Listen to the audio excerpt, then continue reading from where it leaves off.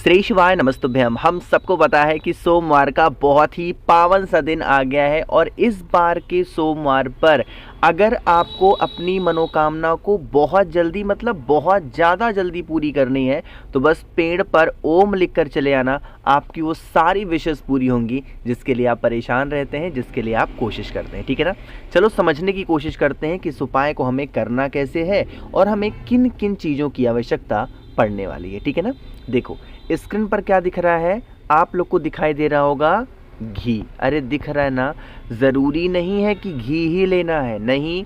आप चाहो तो घी ले सकते हो, आप चाहो तो शहद ले सकते हो, आप चाहो तो लाल चंदन ले लो, आप चाहो तो पीला चंदन ले लो। जो भी चीज़ें आपके पास में ईजिली अवेलेबल हो ना, आप उन चीज़ों को ले लेना। ठीक है ना। बातें समझ में आ रही हैं आपको।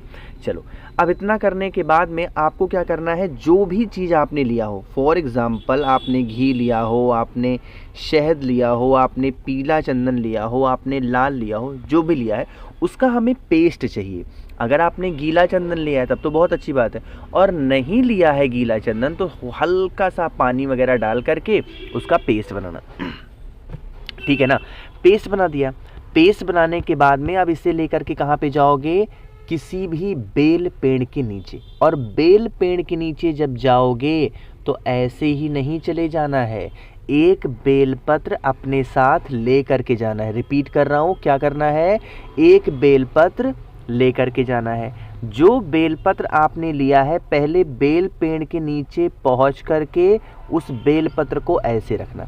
अच्छा एक चीज़ और क्लियर कर दूं, इस उपाय को आप अपने घर पे भी कर सकते हो और घर के पास में अगर कोई बड़ा सा पेड़ हो ना तो वहाँ पे कर सकते हो। देखो नियम क्या कहता है पता है, कोई भी उपाय करने का, अगर आप किसी भी पेड़ के नीचे कोई भी उपाय कर रहे हो तो हम लोग का जो शास्त्र कहता है, जो लिखी हुई बातें हैं वो कहती हैं कि उस पेड़ की छांव आपके ऊपर पड़नी चाहिए। ठीक है ना। बट अगर नहीं है तो भी क्या ही कर सकते हो, नहीं है तो घर के गमले में भी इस उपाय को कर सकते हो। ठीक है ना। रख दिया। अब यहाँ पर आप नोटिस करो कि मैंने बेलपत्र कैसे रखा, जो पत्ती का मुख रखा मैंने पेड़ की तरफ रखा और जो डंडी का पोर्शन रखा वो हमने अपनी तरफ रखा, है ना। इतना कर दिया। बेल पत्र को रखने के बाद में अपना राइट हैंड दाहिना हाथ इस बेल पत्र पे रख करके जो आपकी मनोकामना हो, जो आपकी विशेष हो, किसका स्मरण करोगे, कुंदकेश्वर महादेव। रिपीट कर रहा हूँ, कुंदकेश्वर महादेव के नाम से क्या करना, हाथ रख करके विनती करना। और विनती करने के बाद में अब आप जो भी चीज़ें लेके गए हो अपने घर से, चाहे वो घी हो, चाहे वो शहद हो, चाहे वो लाल चंदन हो, चाहे वो पीला चंदन हो, अबीर हो, गुलाल हो, जो भी चीज़ें हैं उसे आप बेल पेड़ पर इस प्रकार से एक ओम का निर्माण कर देंगे। यह उपाय करने का जो टाइम है वो शाम के टाइम पे प्रदोष काल में है। अगर शाम को टाइम नहीं रहता है तो आप सुबह कर लोगे, और अगर सुबह रहता है टाइम तो अगर सुबह ना रहे टाइम तो आप शाम को कर लो। लेकिन नियम कोशिश करिएगा कि शाम के टाइम पे प्रदोष काल में जो भी व्यक्ति सोमवार के दिन इस प्रकार से बेल पत्र के ऊपर अपना हाथ रख करके और एक ओम का निर्माण बेल पेड़ पे करके चला आता है, उनके घर के जो भी कष्ट होते हैं वो दूर होते हैं और मनोकामना तो आपकी बहुत जल्दी पूरी होती है। ठीक है ना। तो पहला उपाय आपको क्लियर हो गया होगा। आगे बढ़ते हैं। अब इस वीडियो पे करने वाले हम लोग दूसरे उपाय की तरफ, जो कि हमें किससे करना है, चावल के दाने के साथ में, है ना। देखो स्पेशली इस उपाय को हम लोग कर किसके लिए रहे हैं पहले ये समझ लो। अगर जीवन में या आपके घर में या आपके रिश्तेदारों में कोई ऐसा सदस्य है जिसको कष्ट हर प्रकार से है, उसको ऐसा लगता है ना कि इस पृथ्वी पर सबसे ज़्यादा दुख मुझे ही है। अच्छा एक बात और, इसका नाम आया कष्ट का तो मुझे एक चीज़ याद आ गई।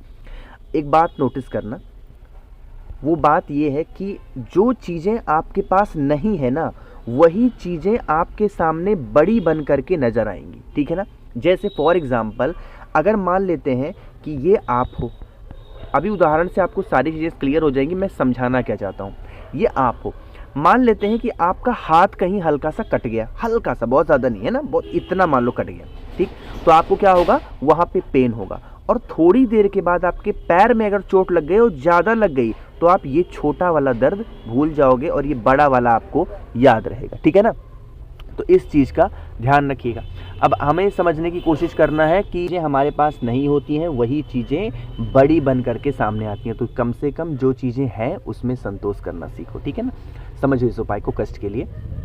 स्क्रीन पर आपको चावल के दाने दिख रहे हैं ना। जब सोमवार के दिन उपाय करना हो तो चावल के 31 दाने लिया करो। कितने? 31। और ध्यान रखा करो महादेव को कभी खंडित चीज़ें समर्पित नहीं की जाती हैं, इसलिए आप खड़ा चावल लेना। कितने? 31 चावल का दाना लेने के साथ ही साथ आपको यहाँ पर कमल गट्टे भी लेने हैं। आप कहोगे भैया कमल गट्टे लेने हैं, ये तो हम धन संपदा के लिए करते हैं। हमेशा धन संपदा के लिए नहीं करते। हाँ, धन संपदा में काम आता है, ये बात सही है, बट हमेशा नहीं, ठीक।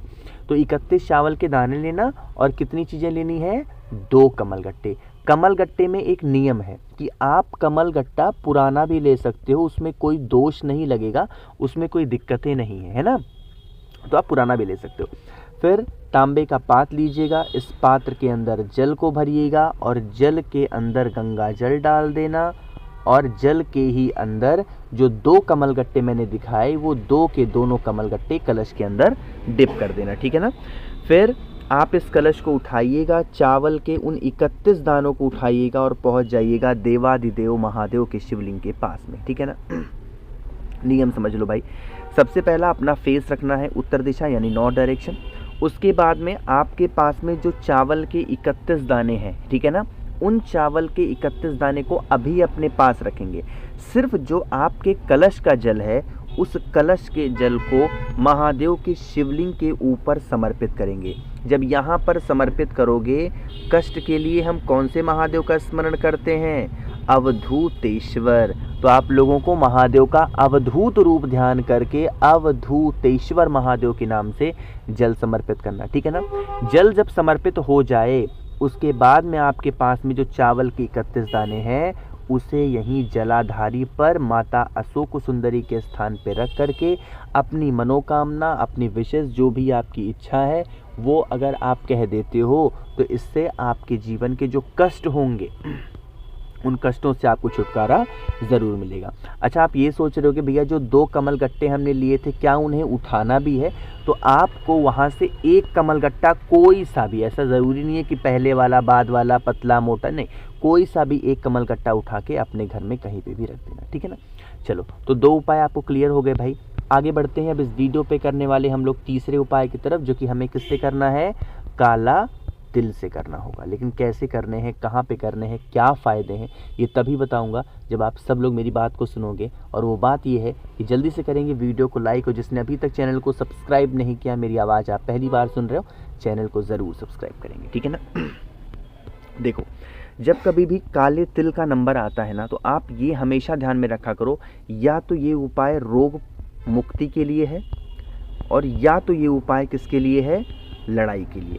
तो अगर आपके घर में परेशानी रोग को लेके है, बीमारी को लेके है, तो आप इस उपाय को कर सकते हैं। वरना आप लड़ाई झगड़े के लिए भी, घर में क्लेश होता है, मारपीट होती है, लोग आपस में भिड़ते रहते हैं, लड़ते रहते हैं, तो भी आप इस उपाय को ज़रूर कर सकते हैं, ठीक है ना। इसके लिए कोई बहुत ज़रूरी काम नहीं करना है, बस आपको 1 चुटकी काला तिल लेना है। लेकिन रोग मुक्ति के लिए हमें महादेव का अलग नाम लेना होगा, और लड़ाई झगड़े के लिए अगर इस उपाय को कर रहे हो तो महादेव का अलग नाम लेना, ठीक है ना। 1 चुटकी काला तिल लीजिएगा। एक बहुत ही प्यारी सी सुंदर सी बेलपत्र ले लो, ठीक है ना। बेलपत्र लेने के बाद में जो काला तिल आपके पास में है, इस बेलपत्र के बड़े वाले पत्ते पर 1 चुटकी काला तिल आप रख देना, ठीक। जैसे मैंने रख दिया एज सच आपको भी रखना है। गिनती नहीं करनी है काले तिल की, बस 1 चुटकी, ठीक।